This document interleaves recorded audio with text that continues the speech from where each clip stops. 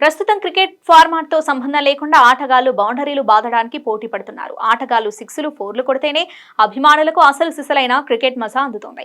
కానీ ఓ చోట మాత్రం ఇకపై సిక్స్లు కొట్టడం నిషేధం. అవును, మీరు విన్నది నిజమే. రూల్స్ ను అతిక్రమించి సిక్స్ కొడితే అవుట్ అయి పెవిలియన్ కు వెళ్లాల్సిందే. ఈ రూల్స్ వింటుంటే గల్లీ క్రికెట్ గుర్తొస్తుంది కదా.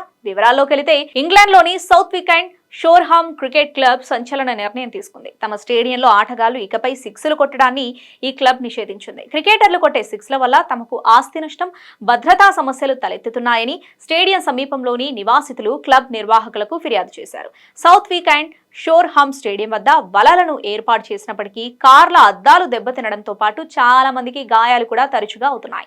ఈ క్రమంలోనే సౌత్ వీకెండ్ షోర్హామ్ క్రికెట్ క్లబ్ ఈ విచిత్ర నిర్ణయాన్ని తీసుకున్నాయి. కాగా సిక్స్లు కొట్టడాన్ని నిషేధించడంతో పాటు మరో కొత్త రూల్ ను కూడా అమల్లోకి తీసుకొచ్చింది. ఇకపై ఏ ఆటగాడైనా సిక్స్ కొడితే మొదటి తప్పుగా పరిగణించి పరుగులను లెక్కలోకి తీసుకోరు. అనంతరం రెండోసారి సిక్స్ కొడితే అంపైర్లు అవుట్ గా ప్రకటిస్తారు. ఇదే విషయంపై క్లబ్ కోశాధికారి మార్క్ బ్రోక్సప్ మాట్లాడుతూ, గతంలో క్రికెట్ అంటే చాలా ప్రశాంతంగా ఉండేది. ఇప్పుడు 2020 క్రికెట్ పుట్టుకురావడంతో ఆటగాళ్లు దూకుడుగా ఆడుతున్నారు.